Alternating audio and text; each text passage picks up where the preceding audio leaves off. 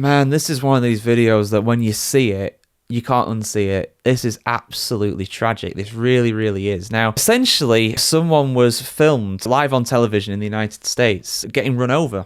This is a absolutely tragic incident, and the guy did die as well because of it. This wasn't live TV. This was live on TV on CBS Los Angeles, and I've just watched it now, and it's absolutely harrowing. It really, really is. You only see the tiniest little amount of it. You just see the impact, and then they go wide. They go wide with the wide shot on the helicopter footage, because this was actually a police chase that they were covering. And this is something that, correct me if I'm wrong here, guys, I know we don't do this in the UK, but we don't really see these kind of police chases live on TV. They are regularly replayed, the really bad ones, you see them like that. But this one, this was live on TV. So if people were watching this at the time, which I believe was quite late at night. Locally in LA, it was nighttime, so it was not daytime viewing at least, which is something. But yeah, to see this on the news, on a 24-hour news channel, you can't really kind of legislate for that, to be honest with you. Now, I know what some of you guys are probably screaming at the screen right now. Show us what happened. Well, one, even if I could, copyright, can't do that. Two, I am not going to show a video of somebody literally dying on camera. That is incredibly inappropriate. You've got to respect the dead at the end of the day. So that is, I'm not going to show that, even if I could do. Let me just give a little rundown of what happened and the kind of fallout that has been from it. Full story for you on the channel as always. CBS Los Angeles producers scrambled to cut a feed Monday night as a freeway chase ended in tragedy when the fleeing motorist was killed during a live broadcast of the pursuit, leaving anchors Susie Sue and Juan Fernandez stunned in the studio.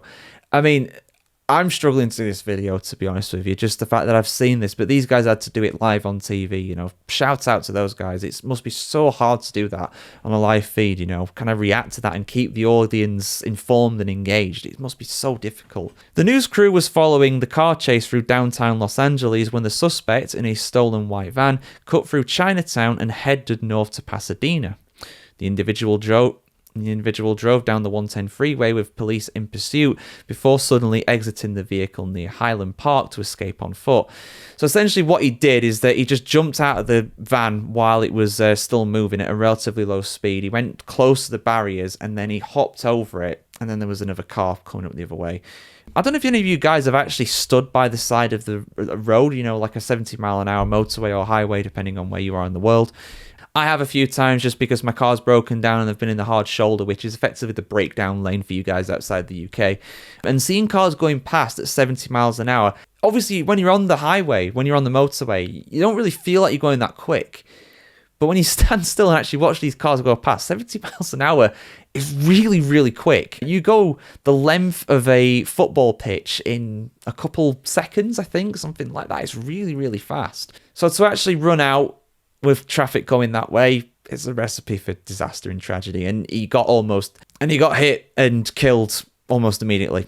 It was instant. It was instantaneous. And obviously he did this at night as well, so the visibility would have been even worse to kind of judge these cars coming at you with only the headlights to try and judge it. So yeah, really, really horrible. I don't know what this guy did before this, and I don't know if it was actually a stolen van or not. We know it doesn't really matter at the end of the day because he's dead, and it's really messed up. But yeah, get your stories in the comments below, I guess, guys. I'm sure this has happened a few times before where people have died on camera. I know it's happened at motorsport events, NASCAR, Formula One, stuff like IndyCar, of course, as well. It's happened quite a bit, and, you guys know I'm into my motorsport, but yeah, to see it like that, harrowing, absolutely harrowing.